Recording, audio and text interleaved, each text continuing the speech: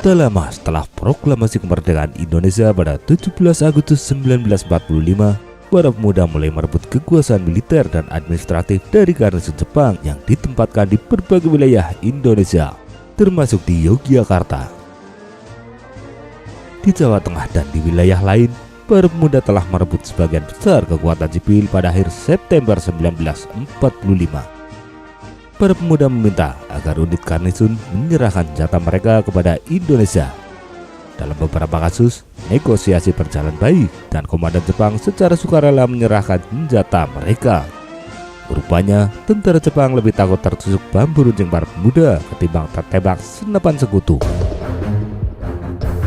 Di Yogyakarta, mantan anggota PETA dan Heiho bersatu untuk menjadi bagian dari Badan Keamanan Rakyat atau BKR, yang kemudian berubah menjadi Tentara Keamanan Rakyat atau TKR cabang Yogyakarta.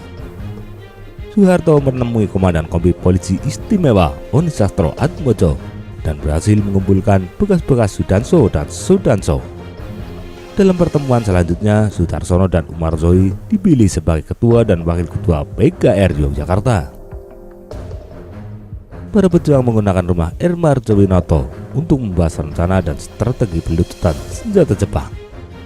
Saat itu, BKR dan Polisi Istimewa memang memiliki persenjataan, namun tidak mencukupi.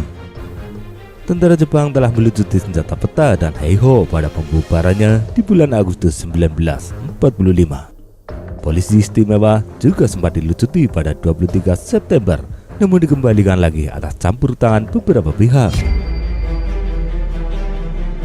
Tanggal 6 Oktober 1945 diadakan perundingan antara KNI dengan Jepang yang bertempat di rumah dinas Mayor Otsuka.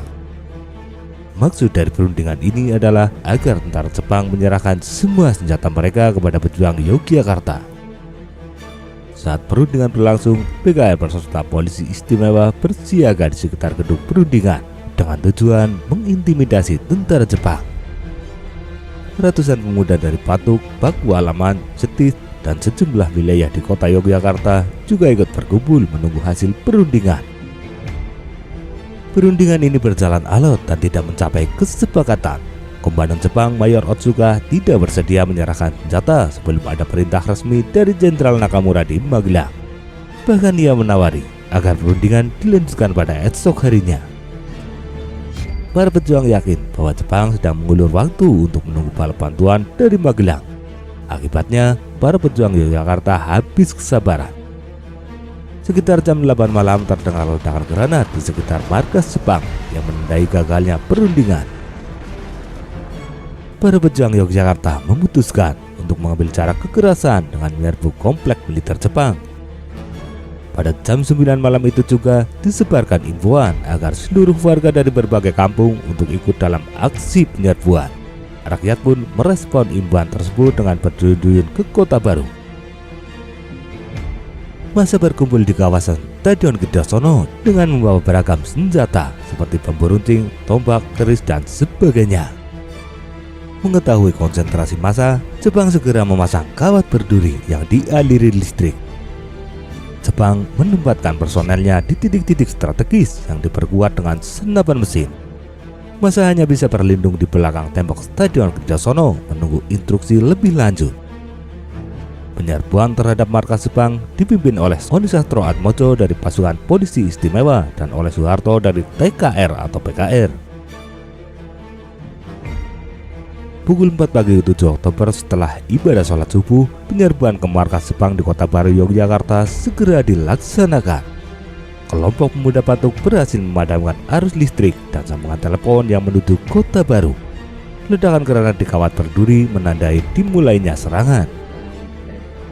Dengan senjata seadanya, para pejuang menyerbu markas Jepang dari segala arah.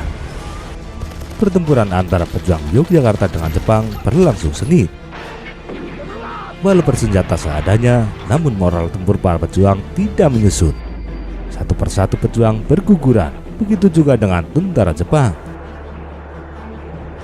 Di tengah panasnya pertempuran, para negosiator Indonesia masuk ke dalam garnison Jepang dan kembali menawarkan kesempatan untuk menyerah. Mayor Otsuka bersedia menyerahkan senjata dengan syarat senjata tersebut diserahkan kepada Sri Sultan Hamengkubuwono IX. Selama 6 jam bertempur, akhirnya pertempuran berakhir sekitar jam 10 siang. Setelah menyerahkan diri, komandan Jepang mengunjungi Sultan Hamengkubuwono IX yang secara resmi menyerahkan senjata Garnisun kepada Tentara Keamanan Rakyat yang baru dibentuk.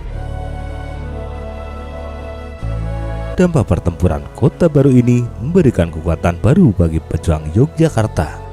Selain itu, kemenangan di Kota Baru memberikan semangat perjuangan untuk melucuti senjata Jepang yang bermarkas di Pingit dan Maguwo. Korban dalam peristiwa Kota Baru adalah dari Indonesia 21 tewas dan 32 terluka. Sementara dari pihak Jepang 27 tewas dan 20 terluka. 360 tentara Jepang lainnya menjadi tahanan. Nama-nama para pejuang yang gugur inilah kemudian diabadikan menjadi nama jalan di sekitar kawasan Kota Baru.